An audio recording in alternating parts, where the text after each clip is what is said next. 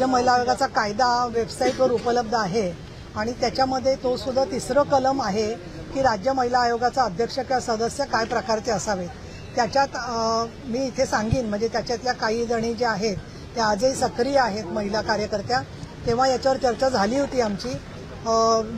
जुन्या चळवळीतल्या नेत्या मृणाल गोरे, अहिल्या रांगणेकर, तारा रेड्डी, सुधा कुलकर्णी हे सगळे लोक त्याच्यामध्ये होते आणि राजकीय कार्यकर्ता नसावा का असावा याच्यावर चर्चा झाली। त्यावेळेला महिलांच्या, सामाजिक कामगारांच्या, असंघटित क्षेत्रातल्या शैक्षणिक, आर्थिक प्रगतीसाठी तळमळ असणारी कोणीही कार्यकर्ती त्याची अध्यक्ष किंवा सदस्य होऊ शकते असं त्या नियमात म्हटलेलं आहे।